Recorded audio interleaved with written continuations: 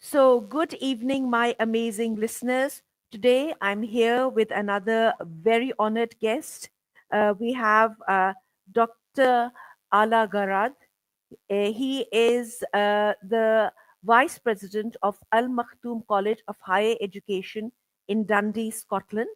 He is also a Fellow of the Royal Society of Arts and Commerce and Manufacturing, and the patron for that society is Princess Anne, the sister of the current King of England. This society has had very illustrious members like Nelson Mandela. Dr. Alaa Garad is also the only Arab advisor in the organization Investors in People, which gives recommendations to the British government about worker well-being and how to appreciate employees. So good evening, Dr. Alaa Garad. It's a big honor for me to have you here on my show, and I'm sure all our students who are watching, all the students from the Rehan School, will be very impressed by you, and they will like to know about your life journey and how you came from Egypt all the way to Scotland. Thank you very much. Very good evening to you, Mrs. Rushika, and your students and listeners. It's a pleasure and honor to be with you today. I am really inspired by Rehan School and the endeavor you have taken so far and the great reach. I'm also impressed and inspired by your genuine interest and care about your learners and giving them opportunity to have exposure to other people and other cultures and opportunities as well. I'll be more than happy to share with you some thoughts about me, and I'll be even more happier if you continue communicating, or if you have any question later, or your learners. My name is Alaa. I am originally from Egypt, a city called Ismailia on Suez Canal. It's a rural area where I come from. I am a village boy, but I was a small village boy with big dreams. Okay, so at night I used to, even daytime, look at flights, aeroplanes in the skies, and I kept imagining, dreaming what people are doing there. Are they eating? Are they sleeping? What is happening there? I never had a flight or even saw an aeroplane, but that dream kept. I kept obsessed by that dream. What people do in the flight? Where are they going? And I started to, create stories about this in my brain, in my mind. That one day I want to travel. I want to be in this aeroplane. I want to do business. I want to study. And I kept aiming high. And I say this because I am an average village boy from a village in Egypt, which is very similar to Pakistan in terms of environment, culture, economic situation, etc. Then I took it seriously about my study.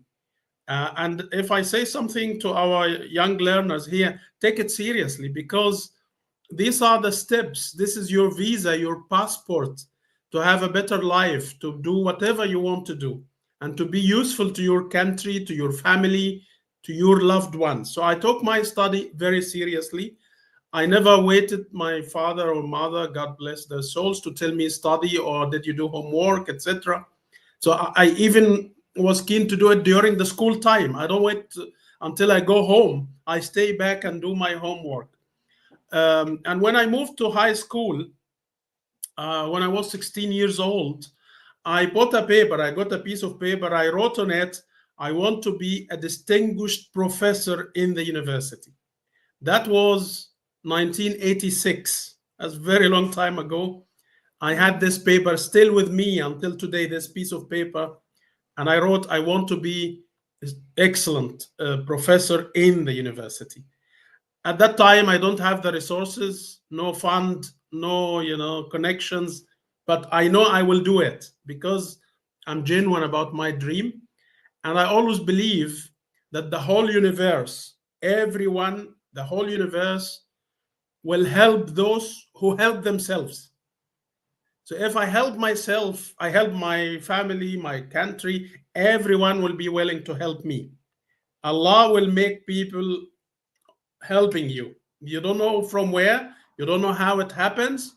Never look at the current situation, because the current situation will change for sure, inshallah. So I did my high school. I joined the university. I was so also taking my study seriously, but at the same time, I enjoy my life. So I'm not like a geek sitting on just doing stuff. I was very sociable, having very good relation with people, with my colleagues, with my professors. And again, if I stop here, I put a spotlight, have good network. Very important to have a very good network and maintain it, because it's easy to get to know people, but it is difficult to maintain this relation. So maintain the relationship is so important. And this is why after I finished my university, one of my professors recommended me to travel. He put my name to the embassy in the UAE and recommended me to go there. And this what happened. I traveled when I was 23 years old, got a nice job, decent job, good salary, but I never stopped. I wanted to do my master's and I wanted to do my PhD, because remember the dream, I want to be a university professor. So there are Yeah. steps I have to take to become a university professor. I have the bachelor, then I want to do master and then the PhD. And this is what I did. I tried to save as much as I can, and I did my master's, and later I did my doctorate. That's from the academic perspective. But also, when I was student since high school, I was always working in summer. Like I go and I work in companies, in hotels, any job, as far as it's good job, um, a decent one. No matter how it's small or big, I do it. I don't feel shy. I was sometime working like cleaning cars or doing dishwashing. I don't care. I do the job. I get my income, and I use this to learn English, to learn computer. And two things that changed my life, my career: English language, computer. These two. Because when I traveled, the main requirement was someone who is fresh graduate, speaks good English, and have good command of computer, of software. And I'm a bit old. I mean, we used to have DOS, disk operating system. Windows was like invention, was rocket science to have Windows at that time. And I kept learning. I kept investing in my learning. And the more I invested, the more I get better opportunities. So in 2014, I made a TEDx talk in Dubai, and I said, when the first salary I got comparing to the last salary, when I was talking that time, 2014, I increased my salary 80 times, 80. Yeah, 80 times Oh. salary increase from 1993 to 2014. No magic. I'm not special. I'm nothing, but I learned some skills, and I use these skills. And also, when I get some knowledge, I productize this knowledge. I made it a product, and so on. So the journey continued after 20 years in Dubai. Because I got married, I have happy family. I care a lot about my family. They are my VIP customers before work, before anything else. So I wanted to give a better education to my kids, my wife as well. Okay, she's my older kid. Don't tell her. Okay. So we moved to Scotland because the quality of life here is really good. I had many Scottish friends. Very warm country. It's cold in the weather, but warm with people. People are so warm, very kind. Okay. So I thought this is a nice move. So my son, I have one son and four daughters. So my Mashallah, wife, mashallah. thank you. My wife engaged in Dundee University, did her doctorate in special education, She's one of the Oh, very few experts in transition yeah. of kids with special education. Also, my son had a dream. He's like me, he's a dreamer. When he was 4 years old, he wanted to be astronaut. Yeah. Oh, all right. And my gift for him when he was 10 years old was a subscription in magazine about astronauts and space. Yeah. So he kept dreaming, and I encouraged him, and he managed to enroll one of the top universities here called Strathclyde University in Glasgow. He Okay. had a bachelor in aerospace, and he got a scholarship from the UK Space Agency in satellites. So he did the Oh, master in satellite application. And now, after he got educated, he said, "No, I want to go back to my home, my country, Egypt, and I want to put oh. this knowledge there." I said, "Okay, if it is your choice." So he went back to Mm. Egypt, and now he's a senior engineer with the Egyptian Space Agency, and he's Oh, fulfilling his dream now. Yeah. okay. So That's great. he he is a potential to be astronaut, inshallah. And Then my daughters, one of them also wanted to be a primary teacher for small, like young children. She got her degree, got bachelor from Portsmouth University, then got diploma from Aberdeen, one of the top universities here in Scotland. And last August, she now a teacher in a primary okay. school. And then the Okay. other three daughters is still in different stages in the studying. Uh, we invest in learning as a family, and it pays off. It's not only about money, but also about adding value to the society. You add value, you solve kids' problems, you help others, and I think teaching is a very noble job. It's a mission. It's not a job. So what you are doing in Rehan School, really, I had a chance to look on the website. Mr. Rehan Alawala, he's Yes. really he did a great job. I admire this man because he had a vision, and he's able to put this vision into action. And it's not only the community of Rehan School, because others would be inspired by this. So Yes. we have to look really in our actions, in our deeds. It's not only reflecting on us, it's reflecting on others, positive or negative.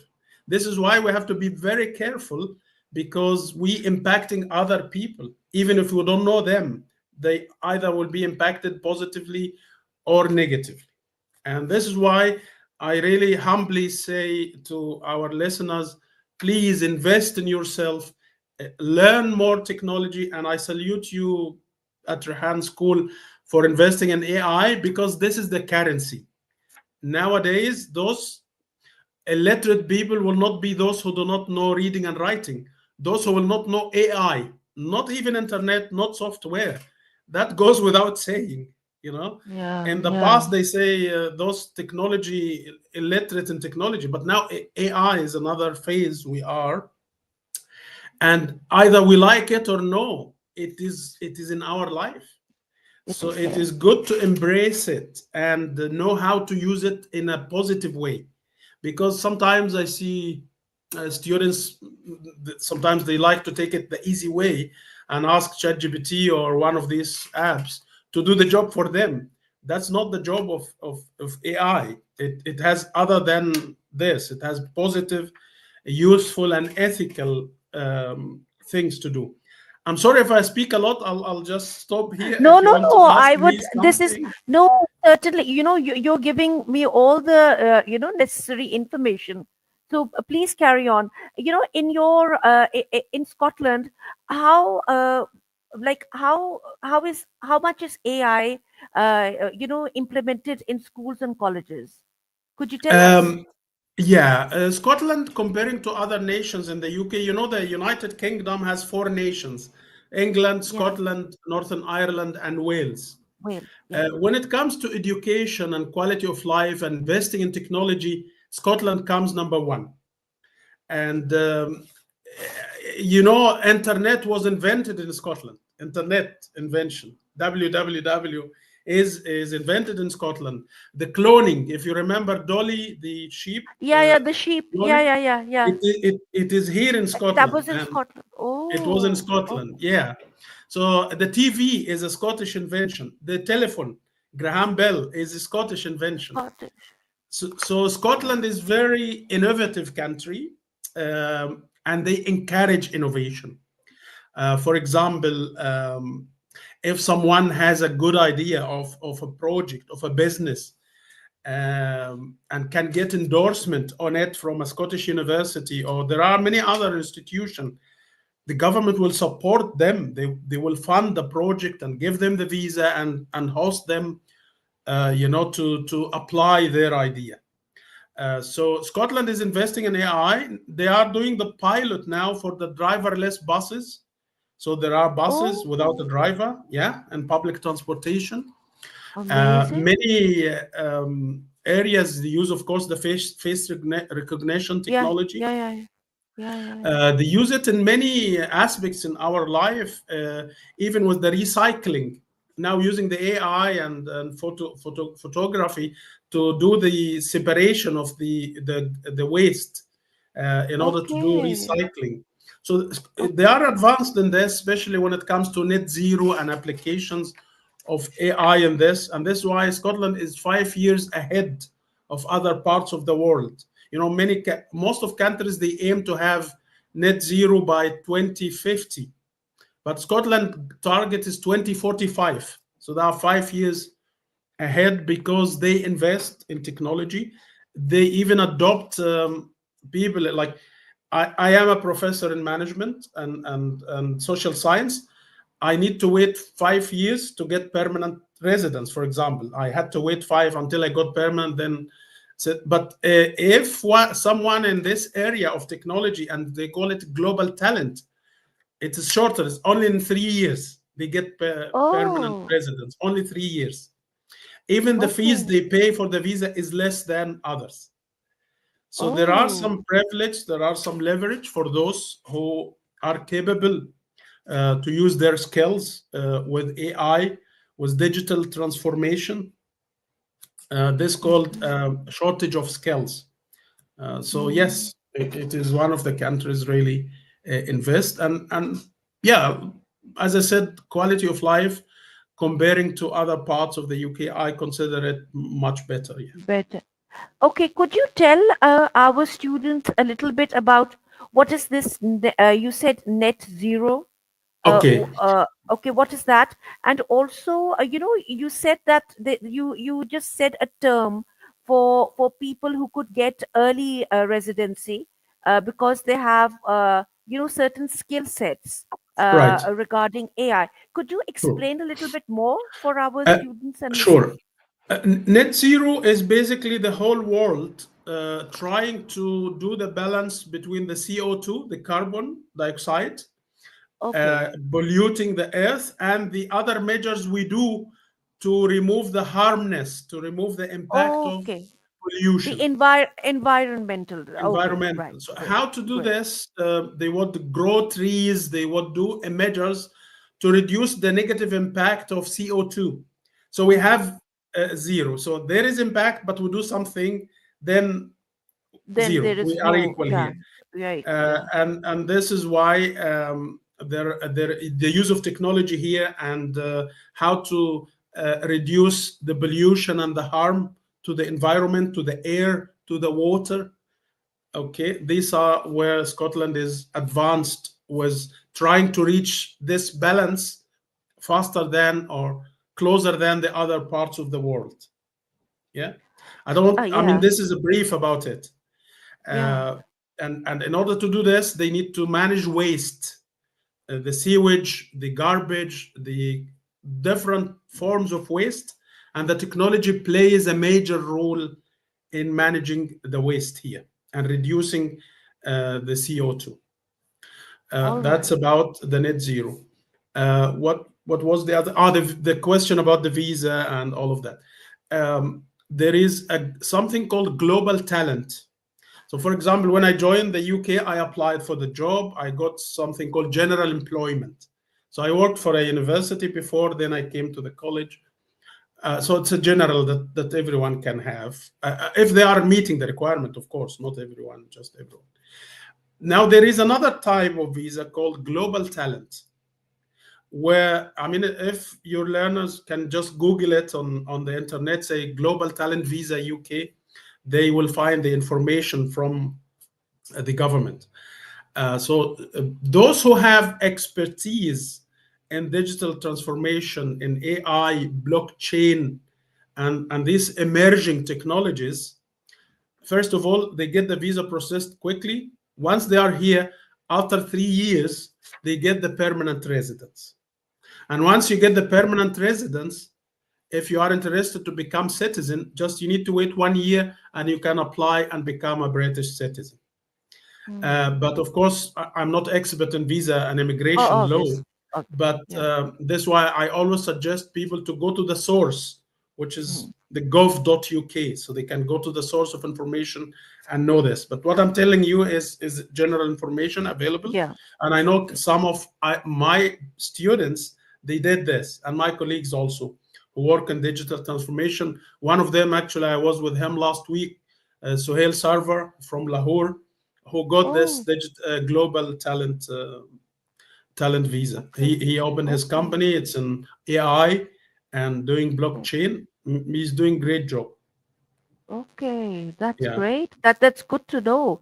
Um, yeah, Dr. Ala, you also mentioned that you're an entrepreneur as well. that's Could you, right. Yeah, yeah, so could you tell our students a little bit about that and sure, what is that, the nature of that job, and how do you manage? Like you have a regular job as well, and then sure. you have your own little, thing on the side. Business. So could That's you, right. yeah, so how do you manage that? Absolutely. Maybe I forgot to mention also that I am academicians, but also I am a practitioner. I am in the industry.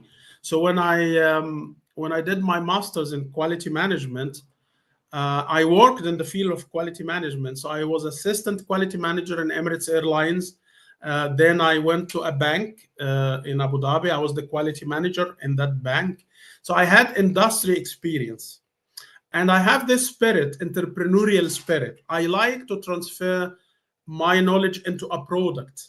So this is why I wrote a bestseller book. I wrote a model. I have my own qualifications accredited by Missouri State University and here in the UK. So I like to transfer things into useful things people can apply. So in 2010, I established with other partner a company in Abu Dhabi to help other companies to improve their performance using techniques called organizational learning techniques.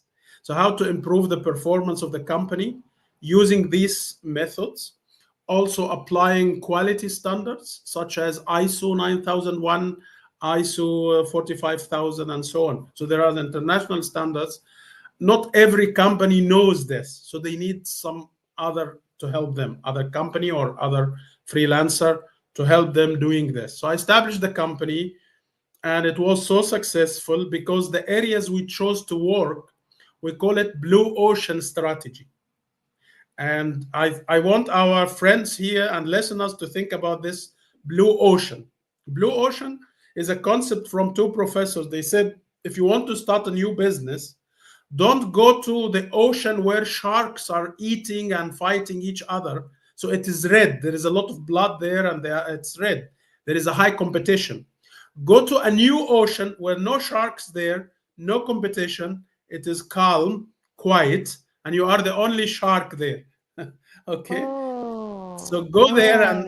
and how to go there? Either you provide a new solution that no one knows about it and they don't know these solutions, or you go to a country or a city that doesn't have competition or doesn't have such company.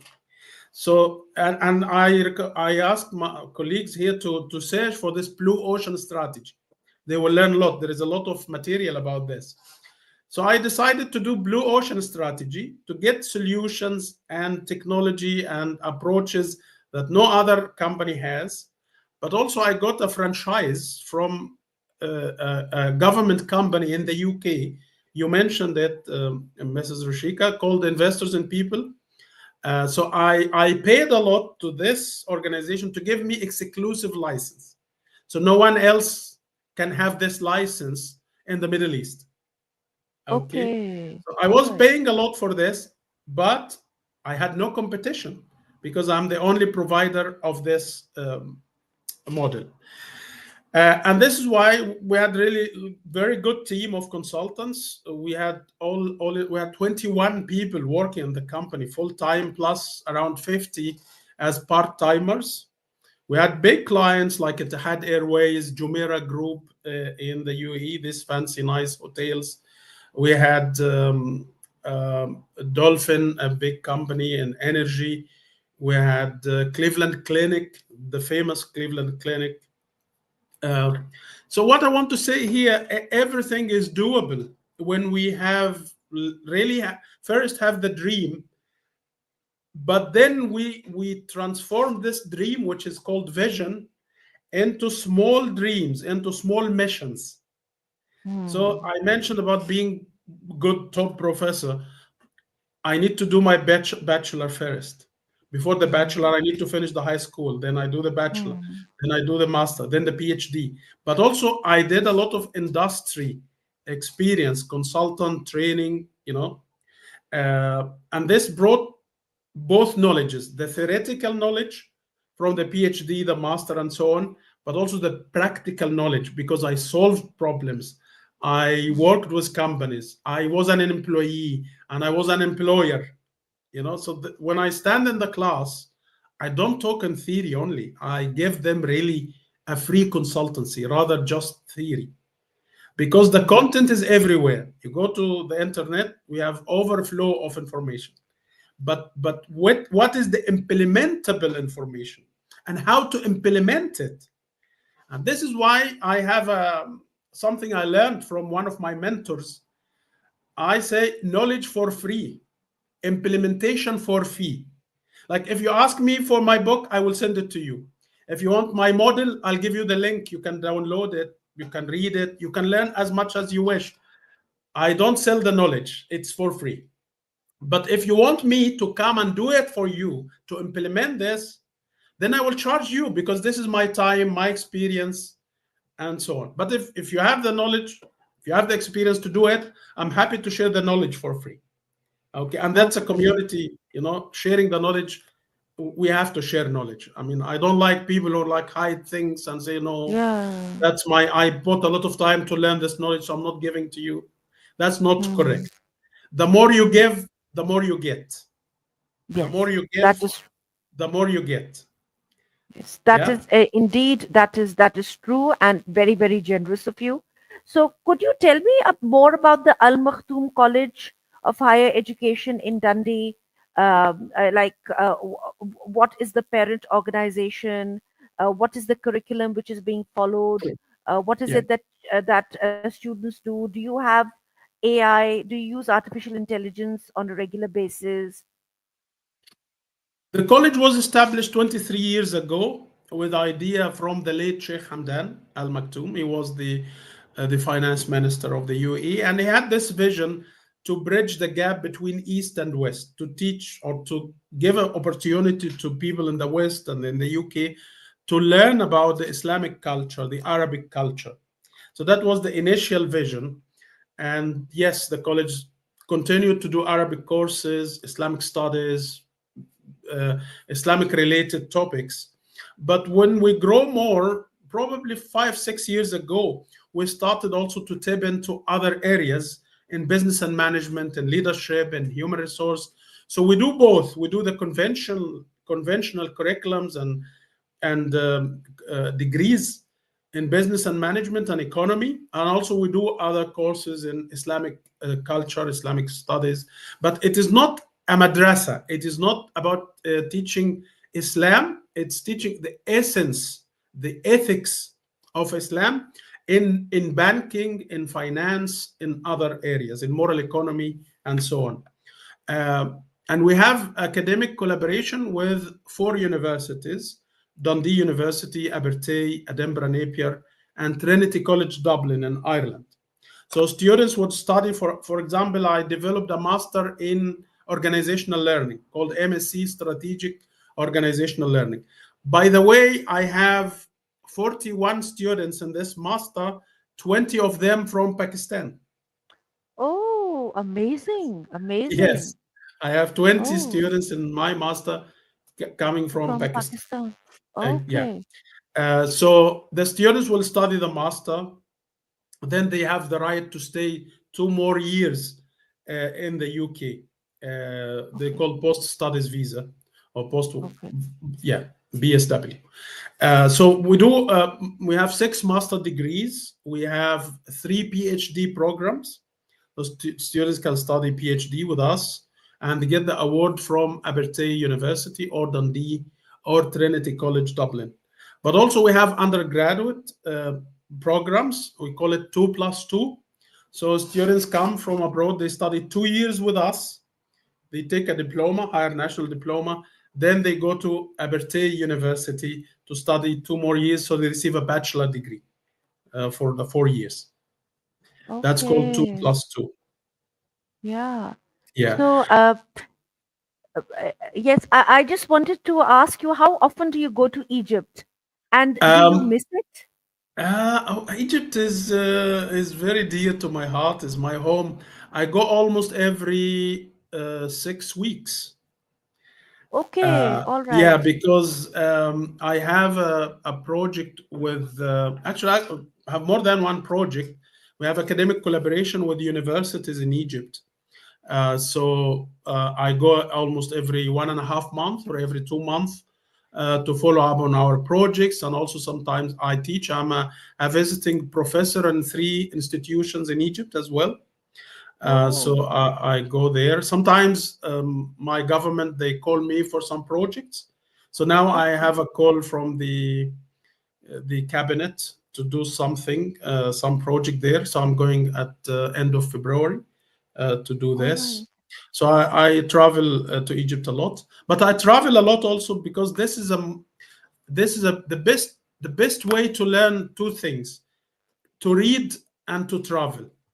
Yeah. These are the most important 2 sources of learning. So every time I travel, I come back with some either new project or writing a new book or something. So I get inspired when I travel, and I want to tell you something nice here. Uh, I traveled to 30 countries, and the country number 30 was last November was Pakistan. Oh, oh, Yeah. great, So great. I, So, I went to Pakistan in November, and I okay. spent 1 week there in Lahore. In Lahore, you were in Lahore. I went to Okay. Lahore, Sialkot, Gujarat. Oh, all These right. are the 3 places I Three went there. places that you went. Okay, that's great. So, how did you Do, find Pakistan? do you want to know why I went there? Yeah, please. Yes, please. Please tell us. Yeah. Um, I always thought of visiting Pakistan. I say, okay, in the future I'll do it. I never took an action to do it. But 2 years ago, one of my students from the first cohort in my master, I call it my master because I wrote it, this organizational learning. That's my area. Okay. He Oh, okay. came after the first lecture. He said, "Sir, I want a promise from you." I said, "Yeah, tell me." He said, "After 2 years, I'm getting married, and I want you Oh, to attend my wedding party in Pakistan." oh, I oh, said, "I promise amazing. you, if I can do, I promise you to do it." So he came to me last Oh, September. He said, "Do you remember?" He finished his master and now he's working, and he will open his company soon here in Scotland. He oh, said, amazing. "You remember?" I said, "Yes." He said, "Now it is coming in November." And I said, "I'm honoring my promise to you." Oh, So that's I great. went, I attended the 3 days of his wedding. I saw the fantastic, Yeah. rich culture, very nice Yeah. culture, great food, very nice Yeah. people. I was Yes. impressed. And I said, I have to come again, really. But also, Yeah. while I'm there, my entrepreneurial spirit was working. Of So course. I contacted a couple of my friends, and they invited me to speak in University of Lahore and also Okay. the Lahore Chamber of Commerce. So I was speaking Oh, there, and okay. BIQC, Pakistan Institute of Quality, Oh, also. yes. So I did Okay. three lectures there. And now I have more invitations to visit To Lahore visit and Pakistan. Lahore in Pakistan. All Yeah, right, yeah, Dr. Ala, tell us a little bit about your family. Is your wife Egyptian, or is she yes. Scottish? No, she's Uh, Egyptian, she's and Egyptian. Okay. she's Egyptian. She's from where I am, but we didn't know Okay. each other before. And I Oh. am proud to say it was arranged marriage. Oh, Uh, yes. though Yes. I You see, am this very is, sociable, I know many people. But in yeah, our age now in Egypt, it's not common to have arranged marriage these days. But it yeah. was arranged marriage, was very great and very successful, alhamdulillah. Alhamdulillah. And she's a specialist, as I said, in special education, Education. kids with Yes. special needs. She has her doctorate and she's working, so she's a good mother and also working professional. She's a teacher as well. And I have one son and four daughters. Yeah, Yes, you mentioned, yeah, and and you told us that your son is in the space, right. that Yeah. that area.